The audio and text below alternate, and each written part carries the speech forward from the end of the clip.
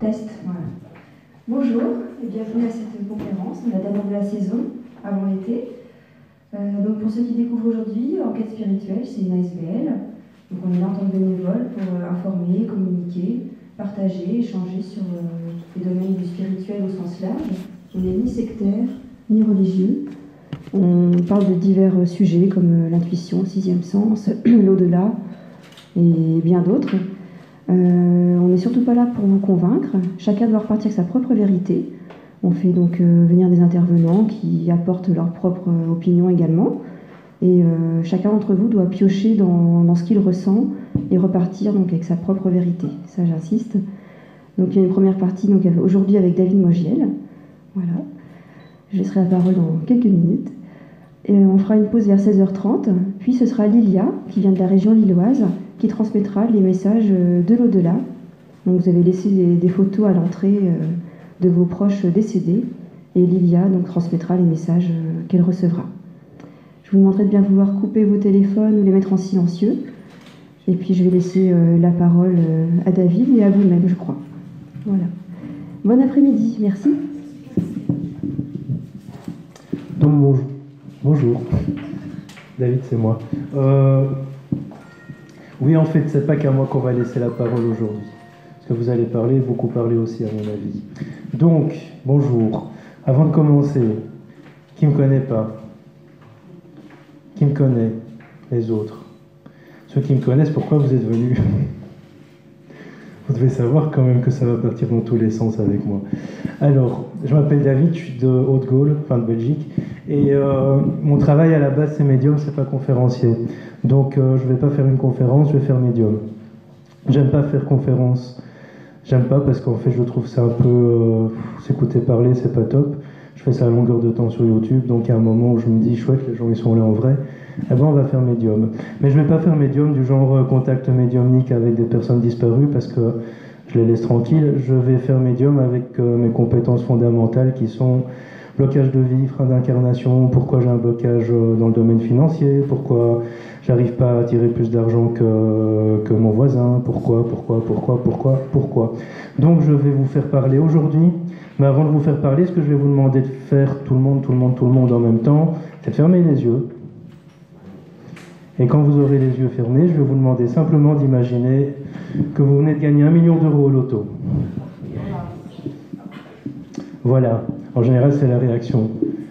Après, on se dit, mais on va faire quoi avec tout ça? Et puis 3 semaines après, on se dit, merde, j'aurais pas dû dépenser autant.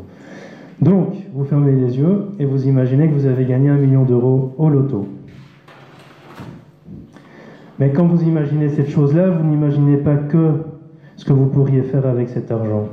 Ce que je voudrais que vous fassiez avant toute chose, c'est d'écouter ce que votre corps vous dit à ce moment-là. Parce que votre corps, il vous parle. Et votre corps, il fait quoi quand il vous parle? Ben, votre corps, avant toute chose, il vous dit c'est ok ou c'est pas ok. Alors je vois qu'il y en a qui jouent le jeu, d'autres pas. Bonjour. Qu'est-ce que vous feriez si vous aviez 1 million d'euros sur votre compte ou un chèque avec 1 million d'euros écrit dessus? Qu'est-ce que vous feriez, Séverine? J'irais me reposer au soleil. Plein de soleil aujourd'hui. Et Annie, tu ferais quoi?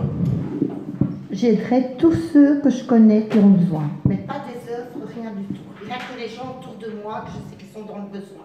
Ça, c'est une première couche de blocage financier dans la vie. Oui. C'est quoi ta date de naissance, si ça ne te dérange pas de la donner devant tout le monde? Le 19 du 7, 57. 19 du 7, 57. Il y a beaucoup de Français dans la salle. 1, 2, 3, ça va. Donc 57 en français c'est pareil. Mais 70 ça veut dire 70 et 90 ça veut dire 90 en belge. Ou octante en suisse. C'est une des premières causes de blocage financier. Vivre sa spiritualité dans un monde matériel, ça ne veut pas dire je donne tout ce que j'ai aux autres. Vivre sa spiritualité dans un monde matériel, ça veut dire je suis en équilibre entre ma spiritualité, c'est-à-dire mon monde intérieur, et entre le monde extérieur, c'est-à-dire je paye mes factures, j'assume mes responsabilités, et quand j'ai plus d'argent, je fais ce qu'il faut pour en avoir plus, mais je ne vais pas pleurer pour autant. Et c'est dur, je vais marcher sur le fil 50 fois, mais c'est pas grave. Voilà. Mais c'est dur, pourquoi? Parce qu'en fait, moi je suis riche parce que j'ai pas d'argent. Je je me suis rendu compte de ça il n'y a pas longtemps. Je suis riche parce que j'ai pas d'argent. Enfin, j'ai pas d'argent, j'ai de quoi payer mes factures, je travaille, je gagne ma vie. Mais je suis riche parce qu'en fait, je me rends compte que l'argent, c'est une illusion derrière laquelle j'ai couru pendant longtemps. Et il y a eu beaucoup de périodes dans ma vie où la spiritualité est passée en second plan parce que l'argent avait plus d'importance. Jusqu'au jour où je me suis rendu compte que c'est ma spiritualité qui m'apportait l'argent et c'est l'argent qui m'apportait ma spiritualité. Et puis je me suis rendu compte à ce moment-là que j'étais un peu trop dans les nuages la plupart du temps. C'est-à-dire que je méditais, je faisais des invocations à mes guides, je faisais comment on appelle ça, des rituels de magie blanche. Je faisais beaucoup de choses et en fait je me rendais compte que un jour je me réveillais et puis j'avais une lettre d'huissier parce que ma facture n'était pas payée. En fait, je n'avais même pas vu passer cette facture. Je l'ai reçu ma facture, puis je l'ai mise dans un tiroir, rien à foutre, je payerai plus tard. Et puis en fait, plus tard, j'ai pas payé. Et puis en fait, je me plaignais tout le temps en me disant pourquoi j'ai tout le temps les huissiers à la maison, quoi. Enfin, ils viennent pas à la maison, mais ils m'envoient des lettres, ils sont chiants. Et là, je me suis déjà demandé comment on peut faire ce genre de métier. Il y a des huissiers dans la salle. Parce que j'aimerais bien avoir cette réponse en fait. Pourquoi on fait huissier? Pourquoi on se réveille un matin en se disant papa, maman, je sais ce que je vais faire dans la vie, je vais faire huissier de justice. Ça va être chouette. Je vais débarquer chez les gens à 9h, 6h du mat, parce qu'il y en a 6h en plus.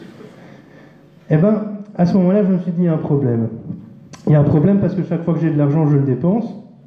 Et chaque fois que j'ai pas d'argent, je le dépense aussi. Mais après, je dois le rembourser. Et alors là, je me suis dit, qu'est-ce que je dois faire pour être plus en équilibre? Parce que moi, je faisais rarement plaisir aux autres parce que j'avais pas de sous. Si, j'avais des sous, mais pas pour les autres. Et je me suis rendu compte que quand je faisais trop plaisir aux autres, après, en fait, je m'en voulais.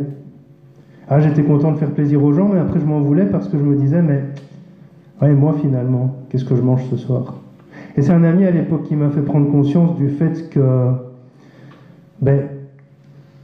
quand il vivait un peu à mes crochets, on va dire ça comme ça, je me rendais compte que je lui payais tout le temps à bouffer, parce qu'il n'avait jamais un sou sur lui. Et puis un jour, moi, j'avais pas d'argent. Et lui, il en avait parce qu'il travaillait.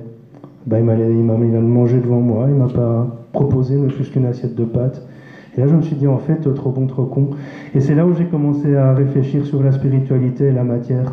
Parce que finalement, tout ça, ce corps gras et osseux et sanguin, mais ce corps, il est fait de chair, de matière. Donc avant toute chose, c'est avec ça qu'on vit. C'est avec ça qu'on traverse la vie. On est un être spirituel qui vivons une expérience terrestre, mais cette expérience, elle est faite dans la matière. On est peut-être une des seules planètes sur cette Terre, dans l'univers, où les âmes sont incarnées de manière physique. Parce qu'il y a d'autres planètes sur lesquelles les âmes sont incarnées de manière éthérique. Donc en fait, il n'y a pas incarné, en fait, le mot n'est même pas juste, parce qu'incarné, ça veut dire incarné, donc dans la chair. Donc en fait, les âmes sont dans d'autres sphères d'incarnation, mais elles sont de manière éthérique, donc il n'y a pas de chair. Et en fait, je me suis rendu compte, un jour, quand je faisais une émission de radio, que la personne me disait « Oui, mais je ne comprends pas, je médite, je prie, je fais des prières et j'ai jamais un franc. » Ou un euro, parce que ça a évolué maintenant. J'ai jamais un euro. Je lui dis « Mais ton ancrage, il est où? Comment tu veux que ton énergie, elle rayonne quelque chose de positif si tu n'es pas ancré dans la matière ?» Et il m'a regardé comme deux ronds de flanc. Et il m'a dit « Tu devrais écrire un livre à ce sujet. » Et j'ai dit « Non, j'ai pas envie. » Et puis je l'ai quand même fait, parce que je suis hyper bipolaire, moi. Je dis plein de trucs et puis je le fais pas, et il y a plein de trucs que je fais pas et que je dis quand même que je vais faire, et je les fais quand même, et puis à un moment j'ai plus envie de les faire, et puis ça part tout dans tous les sens, c'est pas grave. T'as quel âge? 12. Qu'est-ce que tu veux faire plus tard dans la vie? Huissier de justice? Non. Tu sais pas encore. Et toi, Et tu veux faire quoi? Photographie. Pourquoi? Ça t'intéresse. Toi, tu fais quoi? Dans un bureau. Dans quel tiroir? Dans quel tiroir?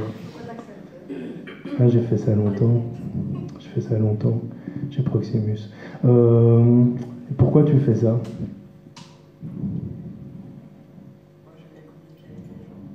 Moi aussi. J'ai fait ça longtemps. Tu crois que les gens ont envie de solutions? Ils ont envie qu'on les aide, ils n'ont pas envie de solutions. C'est mon métier. Les solutions, quand je les donne aux gens, j'ai l'impression qu'en fait, ils voudraient que je le fasse à leur place.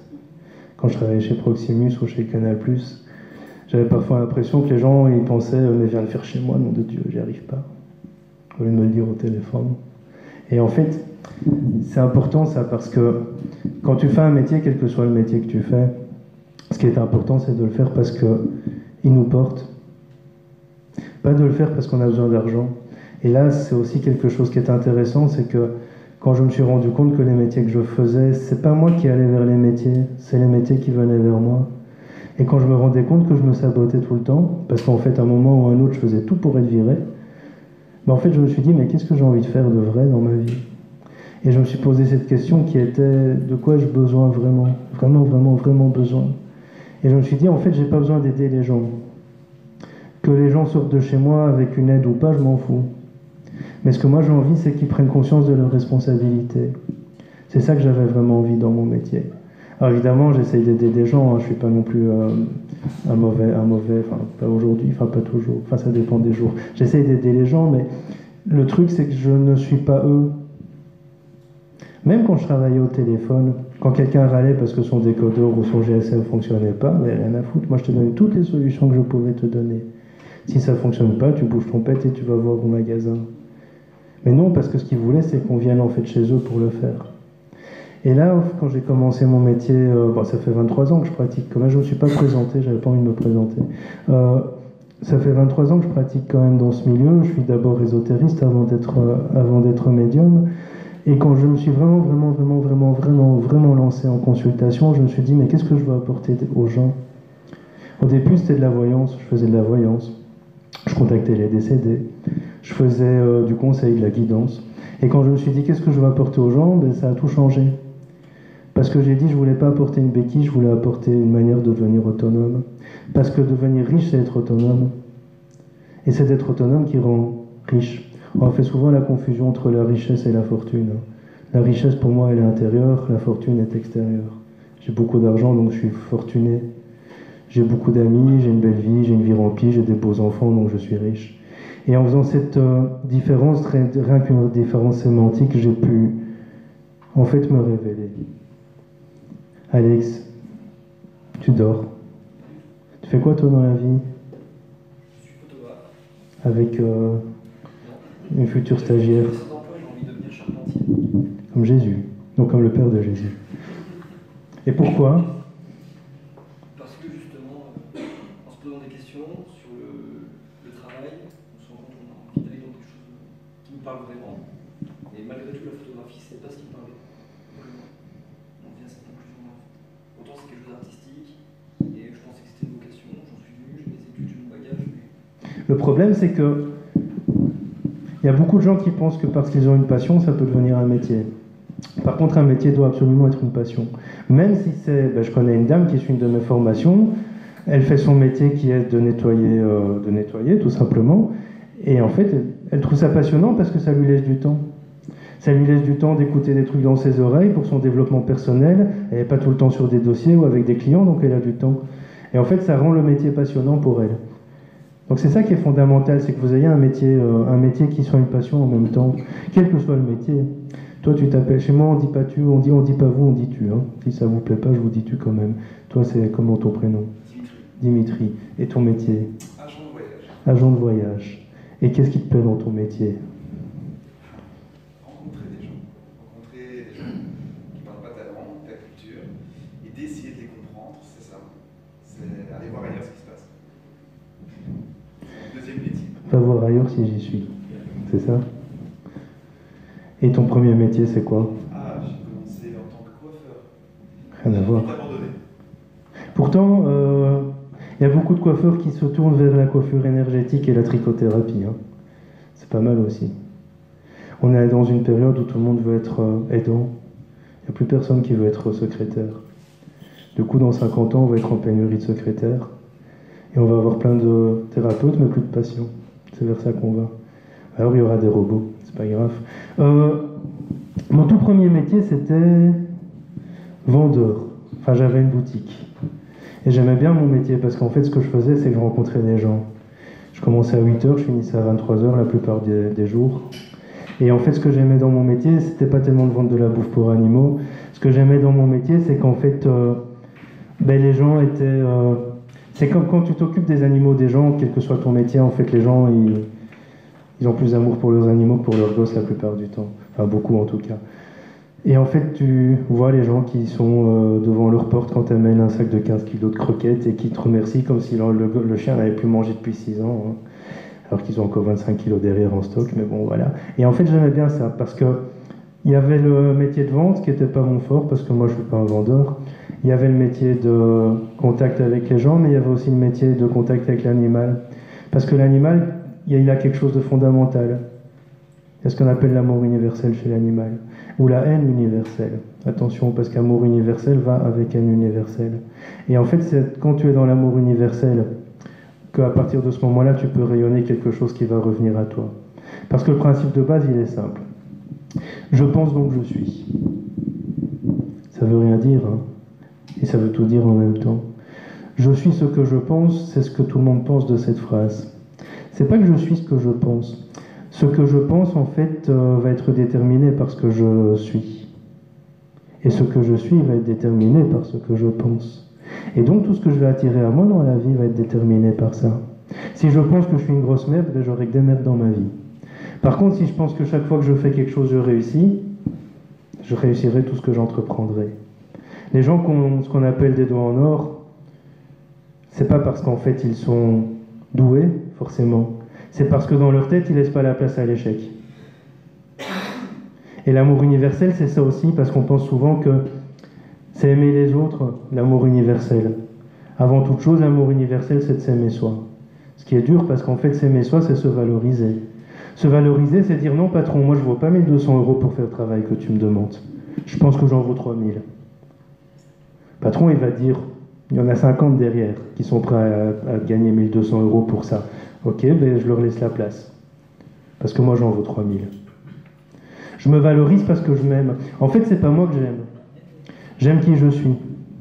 J'aime ce que je véhicule. J'aime ce que je montre aux gens. Et j'aime ce que je déteste en moi. Donc je me valorise. J'ai pas de bière avec. J'ai failli prendre une bière. Parce que j'aime bien faire des apéros quand je discute. Je suis pas alcoolique, hein, mais comme j'ai de la route à faire. Je me valorise parce que je m'aime et je valorise même mes points négatifs, on va dire ça comme ça.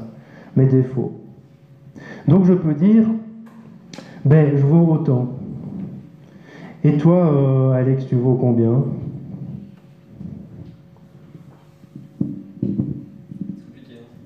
Minimum. 1 euro. Non, le minimum. 10 centimes. 0,01 centime.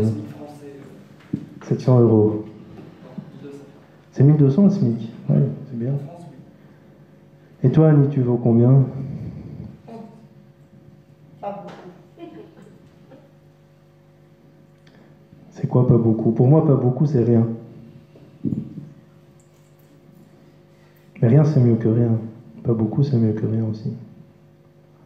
Oui, ben, Quand on m'a posé cette question, je crois que j'ai déprimé pendant 3 semaines après.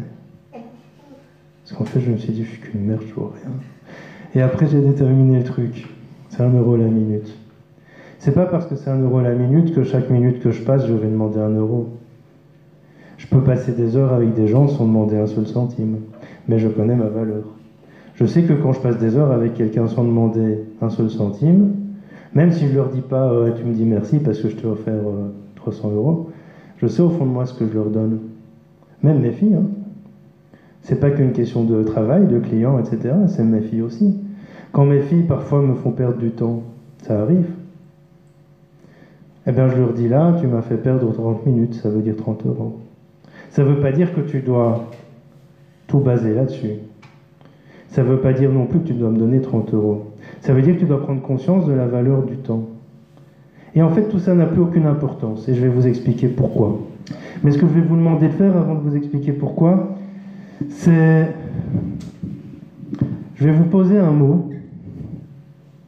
Et chacun à votre tour, vous allez me dire ce que ce mot vous évoque. Et le mot que je vais vous poser est le suivant. Peur. Ça va, on n'est pas 400, donc on va faire le tour. Peur. Et chacun comme ça, vous pouvez me dire votre prénom aussi, parce que j'ai une bonne mémoire, donc Carole, c'est ça. Carole Chantal. Peur. Peur de mourir. Et toi ? Merda. Alda. Peur de ne pas m'en sortir toute seule. Peur de ne pas t'en sortir toute seule. Retenez bien ce qui est dit, hein, les gars. Et toi, c'est quoi ton prénom? Claudine. Et ta peur, c'est quoi? Peur de mourir aussi. On meurt tous, hein.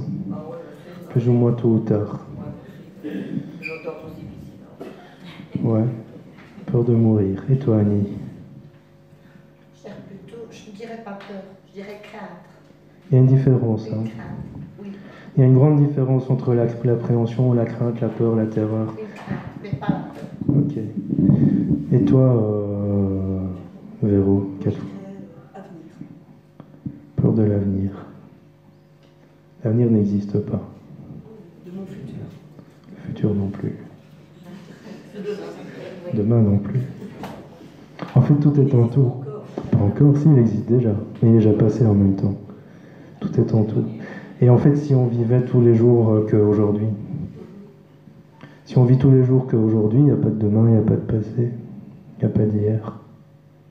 Non, mais c'est intéressant et vous allez comprendre pourquoi, Séverine. D'être seule. Mais t'es avec ta fille. Angie. Peur de ce qui peut m'arriver. Eline. Je dirais plutôt blocage dans le sens entrave pour qui empêche d'avancer. Shirley. Moi j'ai peur de vivre avec des regrets. C'est intéressant ça. Marcel. Peur de perdre la boule. Oui. Non, non. De ne plus savoir. Allez, de devenir sénile, quoi. C'est ça qui me fait le plus peur. Parce que le jour que ça arrive, ça va partir tout seul. En même temps, le jour où ça arrive, tu t'en rends pas compte. Oui, bien sûr, je m'en doute. C'est pour les autres que c'est plus difficile. Mais je pense que mon grand-père l'a été et je pense qu'il s'en rendait pas vraiment compte. Oui, mais moi je ne voudrais pas devoir dépendre d'un autre. Vous comprenez ce que je veux dire On dépend déjà finalement de plein de choses et plein de gens. On dépend de Electrabel, on dépend de la Wallonne des Eaux, on dépend de notre fournisseur internet, on dépend de notre GSM, on dépend de notre nourriture, on dépend de Carrefour, on dépend de plein de choses en fait. Oui, d'accord, mais quand on voit quelquefois des émissions où on voit que des gens qu'on doit les nourrir, comme ça, Être infantilisé quoi. oui, Ouais. C'était Nadine, hein? Nadine Odette. Moi j'ai peur d'être seule. D'être seule. Et toi, c'était Sean. J'ai peur de quand je serai plus grand. Pourquoi? T'es déjà grand. Encore plus grand. Et toi, c'est quoi en fait ton prénom? Lucie. Lucie. Je sais pas, peur de l'échec. Alex, peur des serviettes. Je sais pas, j'avais peur des autres. C'est marrant que tu aies amené une serviette. Parce que les Français, en fait, moi j'aurais amené une serviette de table. C'est ce qui était. C'est un torchon. On l'a acheté comme ça, deux tables en fait. Tu l'as acheté spécialement pour aujourd'hui? Non, Merde, alors j'aurais dû prendre ma serviette C'est deux avec. tables à la maison en fait, mais c'est plus couleur de torche. C'est à cause de ma fausse sceptique. Mais on fait quand même tourner les serviettes après. Hein. Donc, tu avais dit quoi? Peur des autres. Peur des autres. Il y en a plein des autres ici. Toi, ton prénom? Nadine. Ah, c'était toi, Nadine. Ok. Peur d'être abandonnée. Par qui? Tout à chacun. Tout le monde. Et par toi? Ma famille, mes enfants, les amis. Et par toi? Par moi Par toi? Toi? et par moi. Et toi? Manon. Peur de la maladie. La souffrance? Et toi? Virginie. Moi je pense que c'est plutôt peur de vivre. Intéressant. Et toi?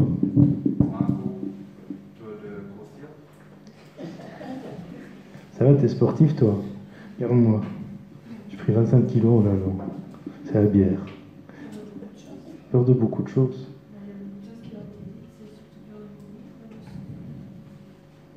Il y a une peur que j'ai pas encore entendue et que tout le monde porte sans exception. C'est intéressant. Et toi, Dimitri? Moi, ça m'évoque la peur, c'est plutôt la perte de contrôle, ça m'évoque. Contrôle de la vie, contrôle de tout ce qui est autour de nous. Mais en même temps, j'ai pas peur. C'est excitant. La perte de contrôle. On perd le contrôle. Oui, On reteste un nouveau truc. j'ai compris. Intéressant. Et toi, c'est? Moi, c'est Grégory.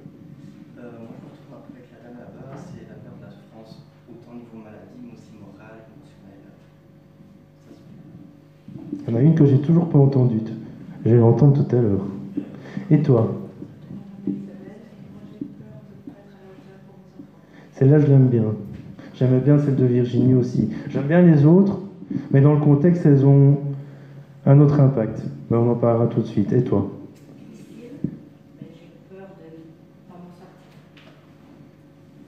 Tu t'en es sorti jusqu'à présent? Bon gré, mal gré. Oui, mais moi je suis seule maintenant, donc C'est plus dur. qui n'existe pas. Doris. Moi j'ai plus aucune peur. Je me permets de douter, mais je suis d'accord avec toi, parce qu'il y a quand même une peur dans ton aura. Mais on en parlera peut-être pas de manière intime tout à l'heure, mais peut-être de manière intime tout à l'heure. Mais la peur est souvent inconsciente en fait. La peur fait partie des choses inconscientes. Il y a l'appréhension, la crainte, la peur et la terreur. Mais la peur est souvent inconsciente. Madame derrière, c'est? Eh bien moi, avec ce que je fais, c'est pas la peur, mais je me pose toujours la question, est-ce que j'ai bien compris mon prochain quand il vient me voir? Est-ce que j'ai bien compris? Est-ce que j'ai bien fait de comprendre et de l'aider, pas de me diriger? Tu fais quoi? Je suis médium spirit conférencière. Je voyais bien ça. C'est chargé. Peur de l'incompétence? De ne pas être à la hauteur? Non. J'ai peur de ne pas... c'est pas peur. Est-ce que j'ai bien compris ce qu'on me donne pour lui, pour bien lui faire comprendre ce qu'il a, lui, à faire? Ouais, mais ça c'est spécifique. Ouais, ok, je comprends. Voilà. Interprétation. Je sais que après, quand elle ou lui est parti, Mon prochain live, je me permets de t'interrompre vulgairement, mais mon prochain live sur YouTube, c'est le 22/6, c'est-à-dire jeudi. Il traitera du mental, de l'ego et tout ça, parce qu'en fait, surtout dans ce cadre-là, c'est souvent le mental et l'ego qui interviennent et interrompent. Donc je fais des lives sur YouTube, quoi, tu vois. Petit triangle blanc sur fond rouge sur YouTube. Et le prochain, c'est donc là-dessus. L'ego, le mental, comment les surpasser, surtout pour développer l'intuition, c'est intéressant. Et derrière, monsieur, tout à gauche, là-bas au bout, en fond.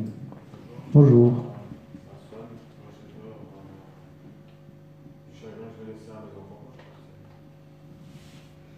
Ça peut te retenir sur terre quand tu partiras. La peine. Elle est profonde.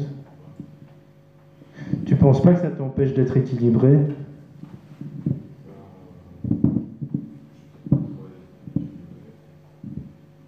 Je veux pas parler de ton équilibre mental, je parle de ton équilibre dans la vie. Je te connais pas pour savoir si tu es mentalement équilibré ou pas. Mais en fait, les peurs, surtout dans les projections, parce que la plupart des peurs sont une projection. C'est pour ça que je demandais tout à l'heure si elle l'avait déjà vécu, le fait d'être dans le manque, ou de ne pas s'en sortir. La plupart des peurs sont dans la projection, et en fait, l'image que tu vas projeter de toi dans le futur est une image de toi que tu projettes aujourd'hui. Inévitablement, si tu as peur de la peine, s'il y a une profonde souffrance au fond de toi, qu'est-ce qui va se passer? C'est que l'image que tu vas projeter, c'est l'image de quelqu'un en peine et en souffrance. Donc chaque fois que tu vas avancer, tu avanceras dans la peine et la souffrance.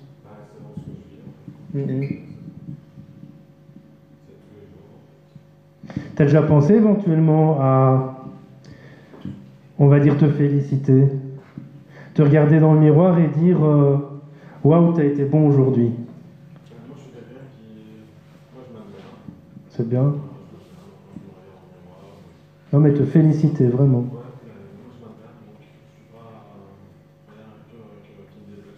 J'aime bien ce qu'il a dit.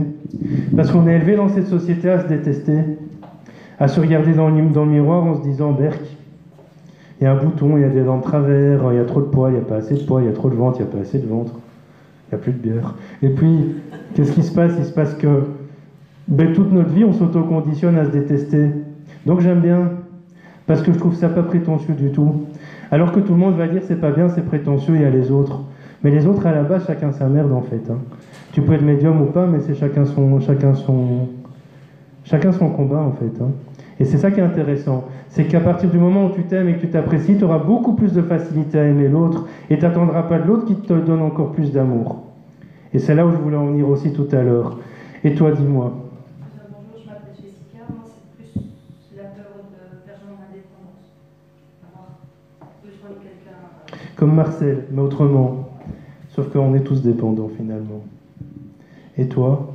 J'ai peur de décevoir. Te décevoir qui? Tout le monde. Et toi? Moi aussi.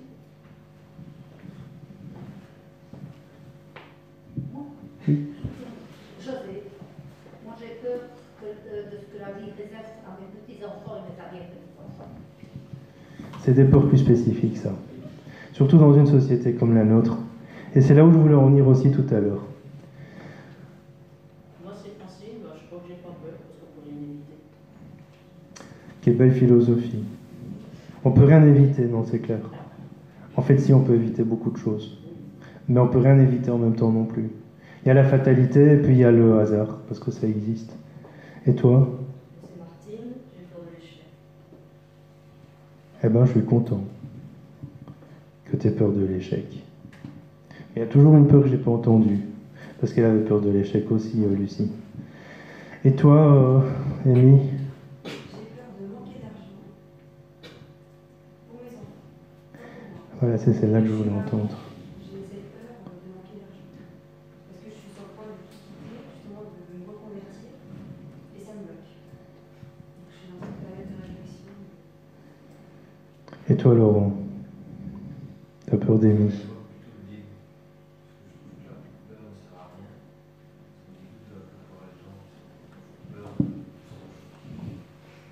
Je suis content que personne n'ait dit « j'ai peur que tu continues à parler comme ça pendant 1 heure ».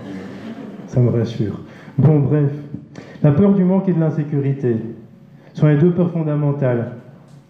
J'ai peur de manquer, donc je fais tout pour obtenir. Quelle que soit l'obtention. On n'obtient pas que de l'argent, on obtient de l'amour, on obtient de la reconnaissance, on obtient la peur de l'insécurité, qu'elle soit physique ou pas.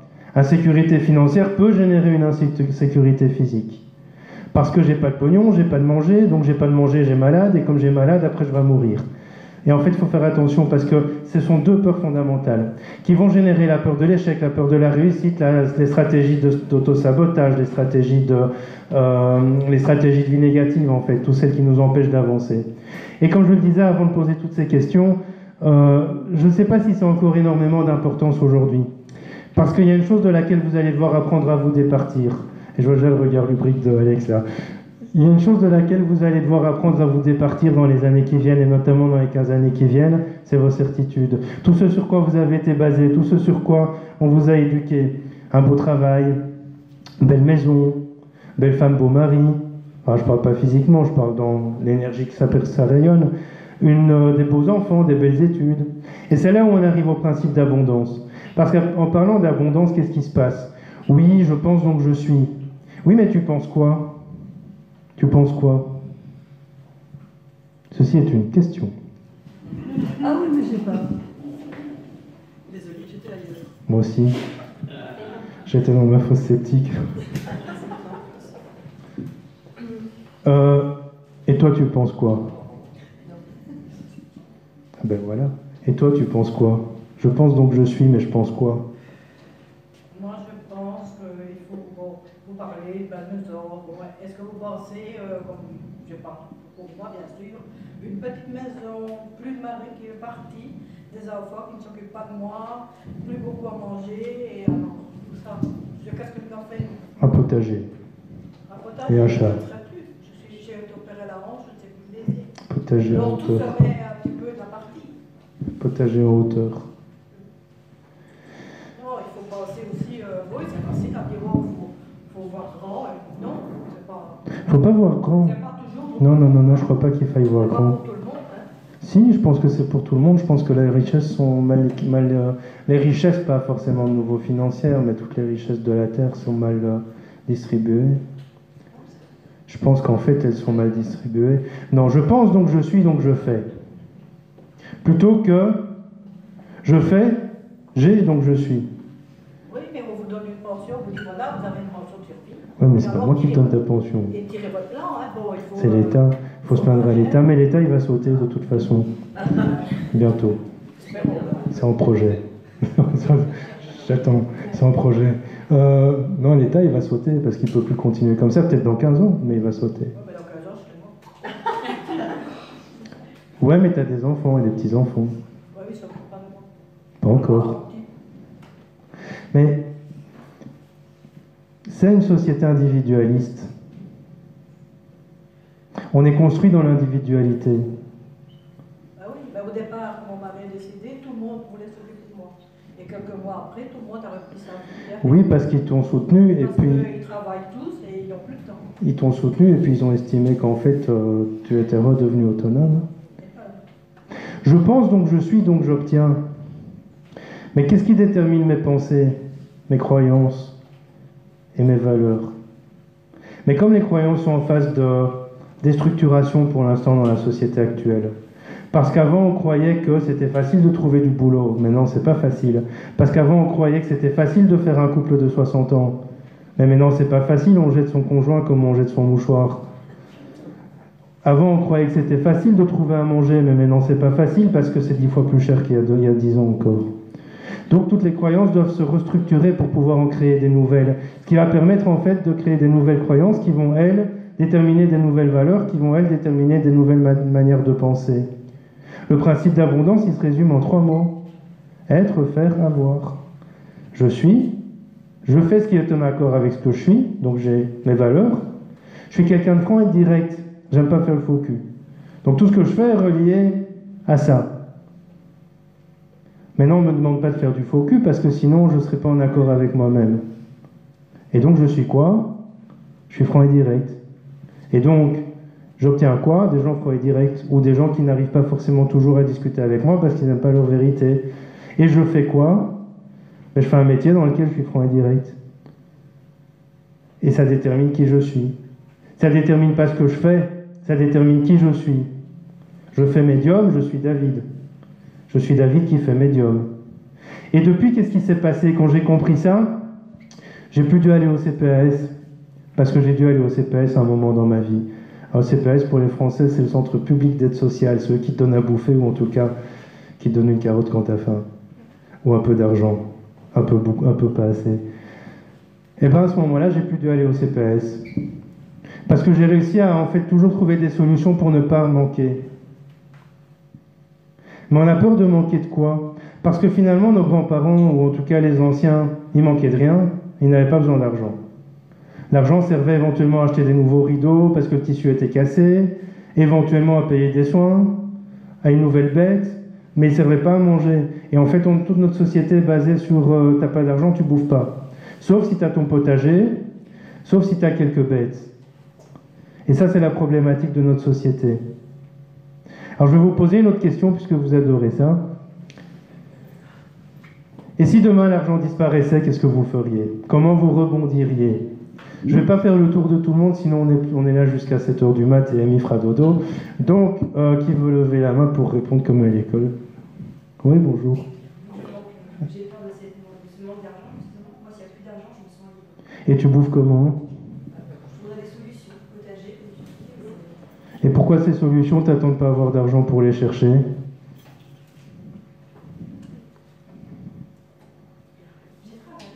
Oui, c'est un travail, hein.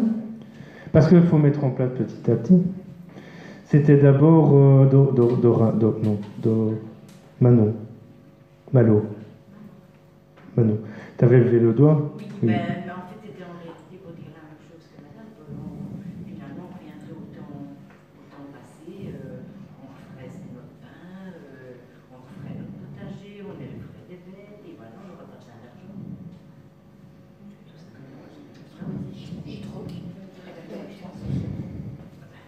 t'échange un poulet contre 20 salades. Je pense que ce serait mieux. Mais en fait, de nouveau, le problème, c'est qu'on est dans une société où tout est basé sur l'argent. Mais la spiritualité dans tout ça. Ma spiritualité, c'est déjà de me dire, chouette, je mange une salade qui a poussé devant mes yeux. Partage. Échange. Il y en a qui disent que le matérialisme, c'est une religion. Du coup, elle est en train de perdre. Moi, je pense que c'est ce qu'on appelle l'antéchrist. C'est mon prochain article d'ailleurs. Il y a quelqu'un qui voulait dire quelque chose d'autre par rapport à ça. Je pense que c'est l'antéchrist dont on parle. Quand l'argent est déifié, le problème c'est qu'en fait tout se base dessus. Et donc du coup, quand on n'a pas d'argent, on a le sentiment de ne rien valoir. Mais notre valeur n'est pas reliée à l'argent, notre valeur est reliée à ce qu'on est et à nos fondements. Maintenant, si je vous offre une baguette magique, vous faites quoi avec? Pouvoir illimité, vous faites ce que vous voulez. Sauf un truc. Enfin si, vous faites tout ce que vous voulez pour vous, mais les autres on s'en fout. Ah oui, ouf. C'est dur, hein. Soyons pas dans le sacrifice, soyons un petit peu égoïstes de temps en temps. Vous faites quoi avec une baguette magique? Moi, j'achète une maison de plein pied. Avec des carrés potagers surélevés. Ben non, parce que pour, je sais plus monter mes escaliers, je suis dans une petite maison, donc je fais une maison de plein pied. Pour le reste, tranquille, maintenant. Ok. Qui d'autre? Je désirais découvrir d'autres cultures, d'autres connaissances, d'autres intelligences. Mais tu les as déjà découvertes dans d'autres vies. Oui. Mais tu t'en souviens plus. Oui, mais je voudrais les retrouver. Elles me passionnent. Tu sais que je connais des gens qui ont tout abandonné pour vivre une vie qui leur correspond mieux. Ah, ça serait chouette. Mais ils ont eu quelque chose que la plupart des gens, y compris moi, n'ont pas. Cojones, on dit. Une bonne paire qui permet en fait de dire ok, maintenant ça suffit. Ma vie, elle me plaît plus. Je suis oppressé, je me lève tous les matins à 6 heures pour un patron frustré, j'en ai marre. Je me lève, je prends tout ce que j'ai, j'abandonne tout ce que j'ai aussi. Je prends tout et j'abandonne tout. Et en fait, je vais faire quelque chose que j'aime. Mais on peut le faire en voyageant, en allant voir d'autres cultures. On peut aussi le faire en disant, comme je l'ai fait la dernière fois, appeler mon patron en disant j'ai signé mon document de licenciement, puisque c'était mon travail à la base. J'ai signé mon document de licenciement, j'arrête. Et en fait, là, je me lance. On peut faire ça. On peut faire aussi, par exemple, quelle culture j'ai envie d'aller voir en premier? Il me faut combien de temps pour pouvoir réaliser ce rêve? Eh bien, j'ai 1 an pour mettre cette somme de côté pour pouvoir aller le faire. Pourquoi toujours attendre d'avoir une baguette magique? Parce que finalement, il n'y a rien de magique sinon ce que vous êtes capable de créer. N'oubliez pas un truc. Les pieds sur terre, la tête dans les étoiles. Plus votre système énergétique sera ancré dans la matière, plus vous allez pouvoir voir vos rêves se réaliser. Mais jamais dans le sacrifice. Je pars pas maintenant parce que ma fille est en examen. Je veux bien la soutenir, mais je prévois quand même mon voyage, même si elle rate ses examens. Je pars pas maintenant parce que ma mère est à l'hôpital. Je peux la soutenir, mais je ne peux pas me sacrifier pour elle.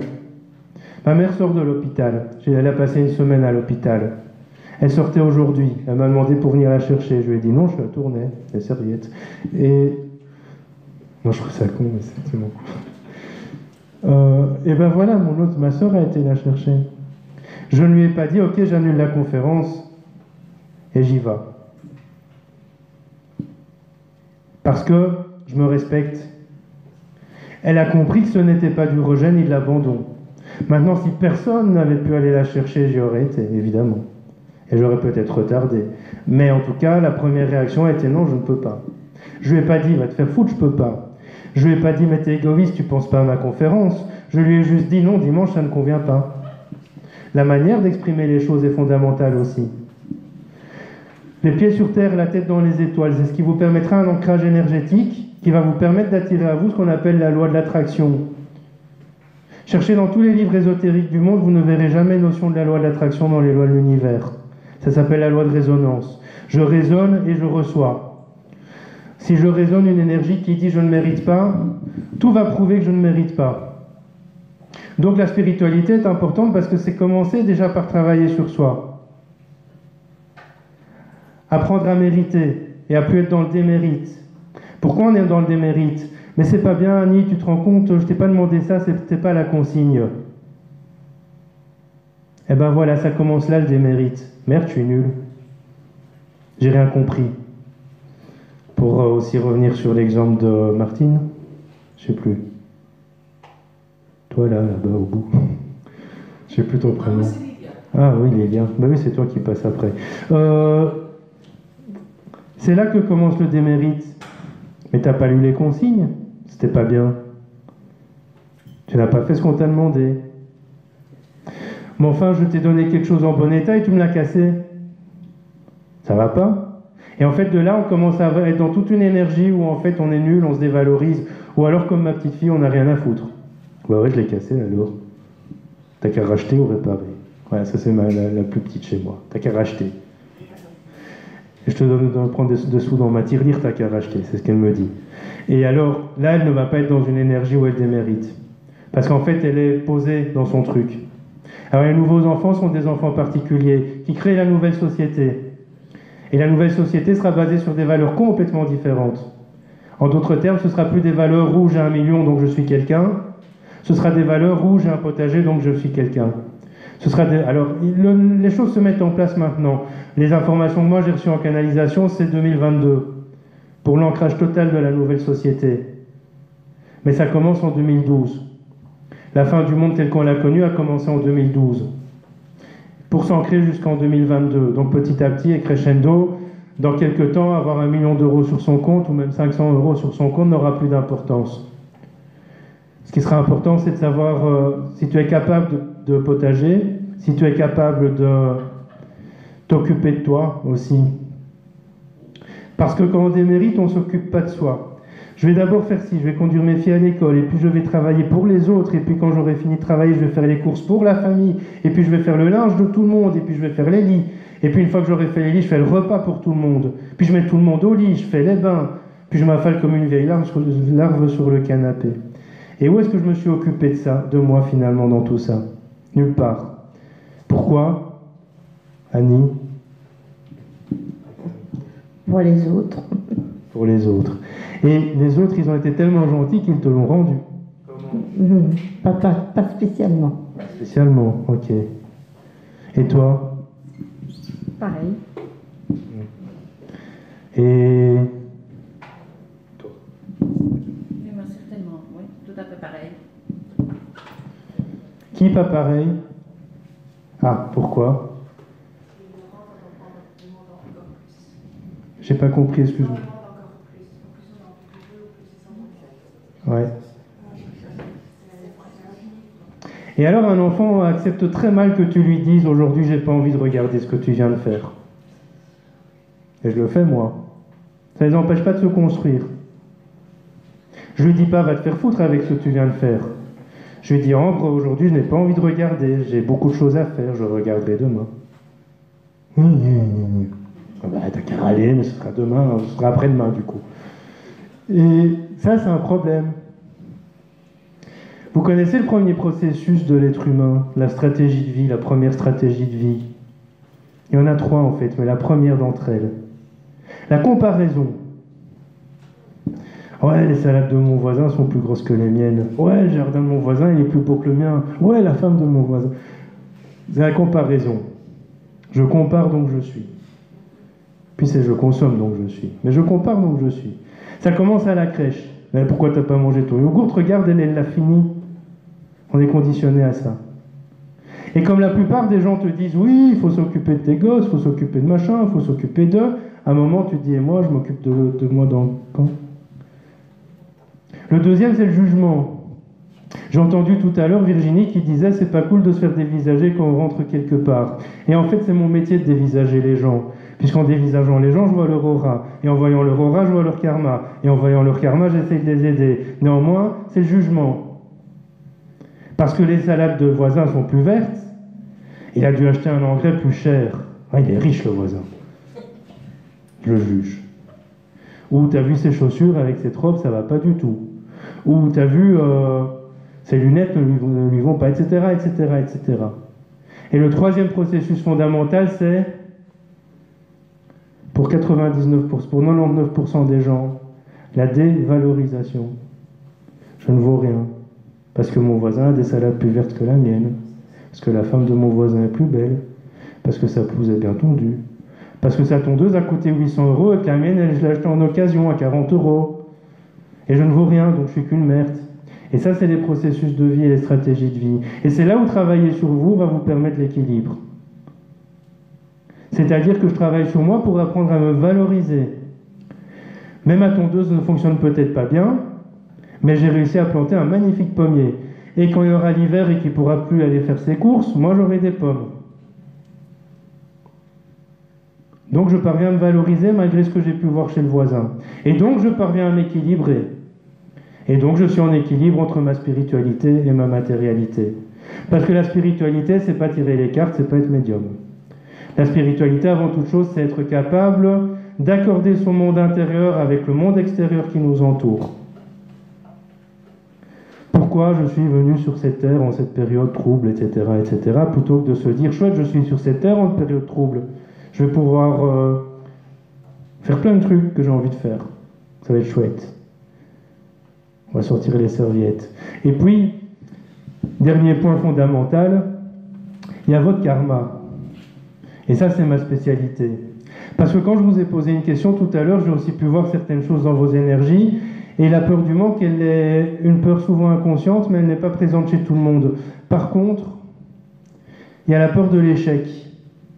Parce qu'on est conditionné par ça dans notre société, et c'est une peur que tout le monde porte sans exception. Même si ce ne sera exprimé qu'une seule fois dans une vie. Alors la peur de l'échec n'est pas que karmique. La peur de l'échec, elle est sociétale avant toute chose. Mais pour peu qu'on ait vécu une incarnation, alors je ne vais pas rentrer dans le débat, le temps existe, le temps n'existe pas, je crois qu'il n'existe pas, qu'aujourd'hui c'est demain et que demain c'est déjà hier. Mais, en tout cas, au niveau de notre ligne temporelle à nous, dans une autre vie, j'ai échoué à tout ce que j'ai entrepris. Pouf, je redescends sur Terre, et tout ce que j'entreprends, ça foire. Alors commençons déjà par travailler sur ce qu'on appelle nos processus d'incarnation. Mon processus sur cette terre, pourquoi je suis venu dans une période où c'est difficile de bouffer?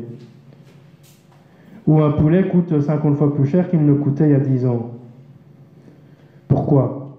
Je ne suis pas venu là pour me battre pour bouffer, pour arracher les yeux du voisin, pour lui piquer son poulet. Je suis venu là pour essayer de m'en sortir. Mais essayer de s'en sortir, ça ne veut pas dire faire des choses qui ne me conviennent pas. On est à une période, et je l'ai dit tout à l'heure, et c'était pas ironique, tiens, j'ai déjà rêvé de cette scène en fait, c'est bizarre, et j'ai même rêvé que je disais ça dans mon rêve. Ah, c'est fou. Mais c'est ta tête, j'y peux rien. On est dans une période où il faut apprendre à se recentrer sur soi, et je l'ai dit tout à l'heure, et c'était pas ironique. Dans 50 ans, il n'y aura que des thérapeutes et il n'y aura aucun patient. Tout le monde veut être réflexologue, tout le monde veut être kinésiologue, tout le monde veut ceci, tout le monde... Alors c'est bien, parce que comme ça travaille sur soi, ça permet d'avancer, ça permet d'évoluer. Mais parallèlement à ça, le problème, c'est qu'à un moment, la spiritualité va être saturée. Parce qu'il va falloir créer des nouvelles méthodes pour pouvoir développer sa spiritualité. Et en fait, les nouvelles méthodes, elles apparaissent, mais il faut revenir au fondement. Le fondement de la spiritualité, c'est pas de tirer les cartes aux gens.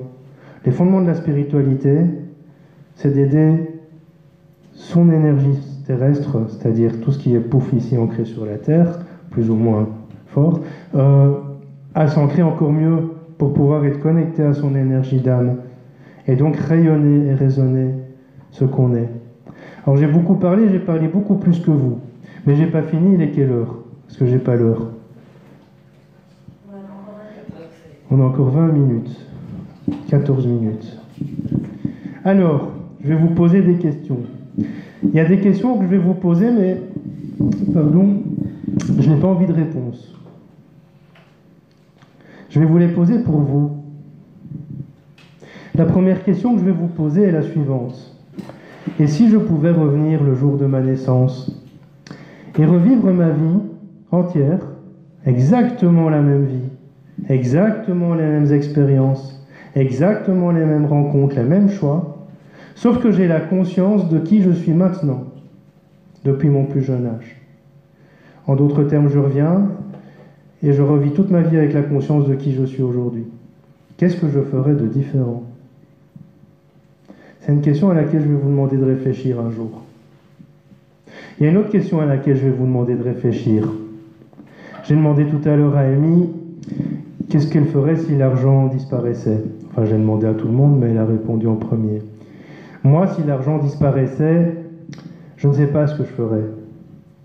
Je sais que je m'y prépare de toute façon, parce que je sais que c'est prévu. Mais je ne sais pas ce que je ferais parce que c'est difficile de se projeter dans quelque chose qui va hors de tout ce qu'on a toujours connu. Il faut déstructurer sa croyance. Alors je vais vous poser une question. Et en fait, si l'argent n'avait jamais existé, c'est-à-dire qu'en fait, je suis dans une illusion depuis ma naissance. J'utilise quelque chose qui n'a jamais existé. Où en serais-je aujourd'hui? Est-ce que je serais directeur général de? Est-ce que je serais dans la peur de manquer de? Ou est-ce que je serais autosuffisant? Ce sont des exemples. Une autre question que je vais vous poser, là je voudrais une réponse immédiate. Non, en fait non, j'ai changé d'avis parce que je suis bipolaire. Je vais vous expliquer quelque chose et ce que je vais vous demander, est-ce que des gens ont de quoi noter? Alors moi j'ai enregistré aujourd'hui, l'enregistreur est juste à côté de le micro. Je vais vous envoyer, si vous avez envie, ou plutôt si j'ai l'autorisation d'Amy, le mettre sur mon site et le lui envoyer à eux, à elle, à vous, elle, vous. Ah bah. Parce que ça peut être intéressant de réécouter certaines choses, pas tout, parce que ça peut être pompant, mais une partie en tout cas. Je vais vous expliquer, j'ai créé une numérologie.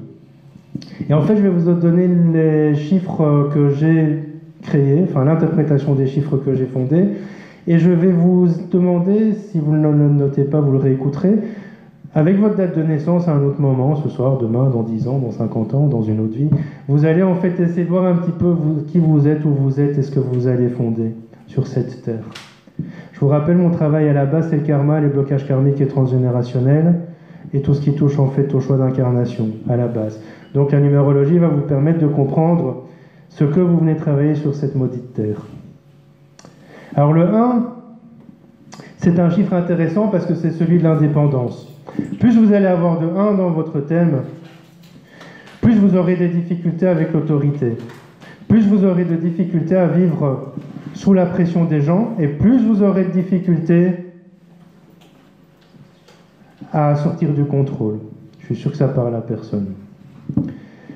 Le 2, c'est la dépendance affective notamment, mais surtout la dualité et la bipolarité. Quand vous ouvrez votre thème avec un 2, je suis né le 2, le 20 ou c'est tout, inévitablement, vous allez travailler toute votre vie à votre dualité. J'ai envie d'une pizza, mais je choisis les spaghettis. Et après, je râle parce que j'aurais dû manger une pizza. Mais c'était quand même bon, les spaghettis. La prochaine fois, je prendrai une pizza. C'est la dualité. Le 3, on l'associe souvent à la Trinité. Alors je la résume évidemment, parce que je ne vais pas vous faire un cours de numéros, mais c'est pour que vous puissiez en fait travailler un petit peu sur vos chiffres. Et je vous expliquerai après la position des chiffres dans votre thème. Le 3, je ne sais pas si vous avez déjà dessiné un 3 à l'envers.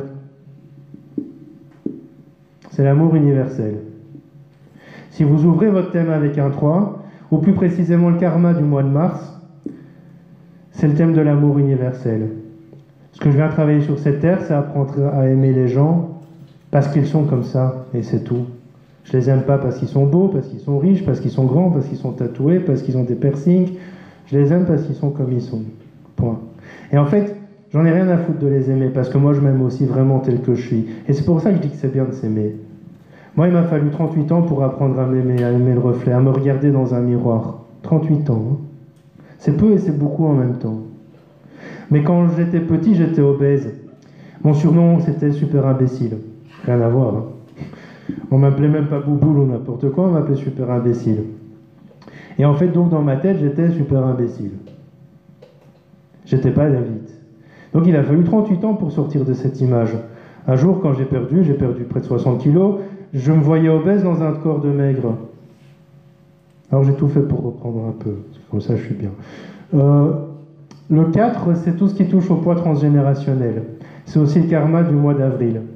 En d'autres termes, toutes les personnes qui ouvrent leur thème avec un 4, qui clôturent avec un 4, je suis né en 64, en 54, en 74, en 44, sont des gens qui viennent nettoyer complètement toutes les influences transgénérationnelles. C'est leur mission de vie. Alors pourquoi les rapports avec l'argent? Ici, aucun. Déjà ici, le but c'est de pouvoir travailler sur soi et de savoir quelle date de naissance, à quelle mission de vie. Le 5, c'est tout ce qui touche à la suradaptation. Les autres ont plus d'importance que moi. Et en fait, comme j'aime pas l'image que je me renvoie, je mets des masques pour montrer aux autres ce que je ne suis pas. Le 6, je l'ai appelé le chiffre des artistes, je l'aime bien. Karma du mois de juin aussi d'ailleurs. Il faut que je crée. Mais je ne crée pas des Picasso, je ne crée pas du Van Gogh, je ne crée pas du Beethoven, je crée ma vie déjà comme j'ai envie de la vivre. Ça, c'est le fondement. Ma vie ne me convient pas, je mets tout en place pour l'adapter. Même si ça met 40 ans, ça ne se fait pas pouf du jour au lendemain. Le 7, c'est le chiffre de l'introspection et de la blessure de culpabilité. Plus tu as de 7 dans ton thème, plus tu auras tendance à te sentir coupable de dire non aux gens. Le 8, je l'ai appelé la blessure de position, la blessure de société. Les gens qui portent beaucoup de 8 ou qui sont nés en 88, en août, ou le 8-2, ou le 8 du 8-88, ils ont besoin de travailler leur équilibre entre ce qu'ils sont et ce qu'ils véhiculent aux gens. Ce sont des gens qui ont du mal à trouver leur place dans la société. Et le 9, c'est le chiffre de l'isolement, c'est l'ermite dans le tarot, mais c'est aussi l'isolement intérieur. Je suis ici au milieu de vous tous, mais je me sens seul, ou j'ai peur d'être seul. Et alors, le 11, qui est un chiffre intéressant, c'est le chiffre des miroirs. Il faut que l'image que je renvoie soit en parfait équilibre avec ce que je suis à l'intérieur de moi. Et puis le 13, il est intéressant. Je dois sortir de mes dépendances en étant dans l'amour universel. C'est ça qui va me donner mon indépendance. Il ne faut pas être focus parce que l'amour universel, c'est hyper compliqué. C'est un truc presque inaccessible. Parce que dès qu'une blessure est réveillée, c'est quoi ce connard? C'est quoi ce type qui me réveille ce truc? Pourquoi il vient me piquer juste là où ça fait mal? Là, on n'est plus dans l'amour universel. On est dans la voiture, un gars nous coupe la route. Ouais, pour qui il se prend et machin, on n'est plus dans l'amour universel. Et comme je le dis très régulièrement, l'amour ne peut pas exister ni cohabiter avec la moindre particule de peur dans votre énergie, dans votre vie. L'amour et la peur ne coexistent pas possible. C'est comme l'ombre et la lumière. Quand tu allumes la lumière, il n'y a plus d'ombre, ou il y aura des petites ombres qui passeront. Ça ne peut pas. N'oubliez pas un truc, et je clôture là-dessus avant de vous poser quand même une dernière question. Il fait chaud. Finalement, j'ai beaucoup causé. J'aurais pas dû vous dire que vous causerez plus que moi. Parce que du coup, vous allez être hyper déçus. Et vous ne reviendrez plus, jamais. N'oubliez pas un truc. Le bien et le mal coexistent. Être mal ne veut pas être un démon. Ne veut pas dire être un démon. On peut avoir des comportements parfois négatifs. On peut envier son voisin. On peut en vouloir à quelqu'un qui vient de te couper la route. On peut râler parce qu'on a reçu trop d'impôts à payer. Tout ça, c'est les parts d'ombre. Mais ces parts d'ombre, il ne faut pas lutter contre. Plus tu vas lutter contre tes parts d'ombre, plus elles vont te bouffer. Il faut les accepter. Le live de jeudi, c'est aussi ce sujet-là. Égo, mental, parce que, oui, c'est pas bien, t'es égotique. Non, je suis pas égotique, je pense à moi. Je n'ai pas envie maintenant de regarder ton dessin. Je le regarderai demain, ou tout à l'heure. Mais là, j'ai eu une grosse journée. Donc en fait, c'est toi qui es égotique, parce que toi, tu veux que je regarde ton dessin alors que tu penses même pas que j'ai eu une journée de merde. Et en fait, quand on resitue les choses comme ça, on se rend compte qu'en fait, tout le monde est dans un fonctionnement égoïste. Et qu'est-ce qui se passe quand on est dans un fonctionnement égoïste? Notre énergie ne résonne pas correctement. Je vous rappelle un principe fondamental. Quand vous voulez écouter RTL, vous ne mettez pas la fréquence de l'énergie. Ça ne marche pas, il n'y a pas. C'est ça la loi de résonance. Tu veux écouter RTL, tu mets RTL. Tu veux écouter énergie, tu mets énergie. Tu veux rien écouter, tu coupes la radio. Tu veux écouter Renaud, j'ai toute l'intégrale, tu m'envoies un mail et je t'envoie. Mais la loi de résonance, c'est aussi clair que ça. J'attire ce que je suis. Je suis dans la dévalorisation, tout va me prouver que je dévalorise.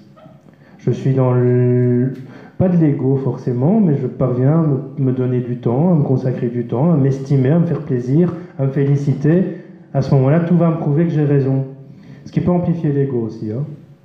Ah, t'as vu, il dit que je suis beau. Je savais que j'étais beau.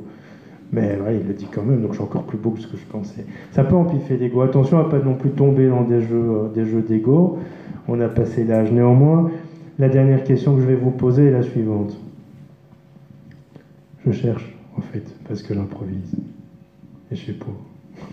Je vais vous poser une question sur laquelle je vais vous abandonner. Si, comme les gens qui me parlaient tout à l'heure, la peur n'existait plus, s'il n'y avait absolument plus aucune peur dans vos vies, donc plus aucun frein. La peur, c'est une protection. J'ai peur des chiens, du coup je ne vais pas aller sauter sur les chiens, sinon ils me mordent. C'est aussi une protection. Mais les peurs souvent sont karmiques, difficilement explicables. J'ai peur des chiens, mais je ne me suis jamais fait mordre par un chien. Bref, si toutes ces peurs disparaissaient, pouf, comment est-ce que votre vie serait alors, à ce moment-là? C'est dur, et les questions que je vous pose sont des questions qui ne se répondent pas comme ça en une seconde. C'est la jouissance. T'es un épicurien, toi, Dimitri. La jouissance ou simplement la création? J'ai plus peur, donc je crée. L'expérience du moment, sans se poser plus de questions. La jouissance du moment. C'est une bonne piste de réponse. Parce que votre peur nourrit votre mental, en fait. Hein. Et votre mental détruit votre intuitif. Être en équilibre entre le matériel et le spirituel, c'est que votre mental est juste à juste place. Mon mental, il est super utile. Mon mental me sert à conduire mes filles à l'école à 9h et pas à 10h20. Ou genre aujourd'hui on va pas, j'y vais pas, j'ai pas envie. Mon mental sert à me dire pas oublier de payer Proximus. Mon mental me dit aussi ce type faut que je m'en tienne loin parce que il va y avoir des soucis.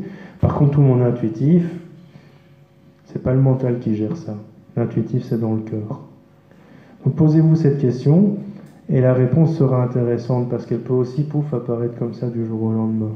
Ah ouais, l'autre con, il m'avait posé une question. Ben en fait, si, et voilà. Et en fait, c'est de là que vous allez peut-être pouvoir trouver des pistes pour désamorcer vos peurs. Toutes les peurs que j'ai entendues ici sont des peurs conscientes. Mais n'oubliez pas que derrière les peurs conscientes, il y a tout le processus inconscient aussi. Il y a plein de peurs inconscientes. Il y a plein de peurs transgénérationnelles. Je me suis fait mordre par j'ai peur des chiens parce que ma grand-mère s'est fait bouffer par un chien. Et ça reste dans mes cellules. J'ai peur du manque parce que ma famille, pendant la guerre, a souffert du manque. Et ça reste dans mes cellules. J'ai peur de l'insécurité parce que quand j'étais petit, j'ai subi un cambriolage et je me suis senti en danger. Ça reste dans mes cellules. J'ai peur de l'abandon parce que dans une autre incarnation, j'ai été abandonné par mes parents. Donc mon âme, elle continue à travailler cette blessure. J'ai peur de moi parce qu'en fait, quand je suis moi, je fais peur aux gens. En fait, quand je suis vraiment moi, mon patron, il me dit « Tu peux prendre la porte, c'est par là. » Ok, je la ramènerai ce soir si tu veux. C'est la dernière chose que j'ai dit à mon dernier patron. Il m'a dit « Tu peux prendre la porte ?» Je fais « Ok, je la ramènerai ce soir. » Et en fait, il a très mal pris. Mais j'ai un humour con, alors en fait, ils ne comprennent pas toujours mon humour. Et voilà, ce qui est important, c'est juste de demander si vous êtes bien où vous êtes. Et si vous n'êtes pas bien, ben, vous faites ce qu'il faut pour changer. Voilà, merci monsieur, dame. Je dis monsieur parce que je vois qu'un monsieur. Donc.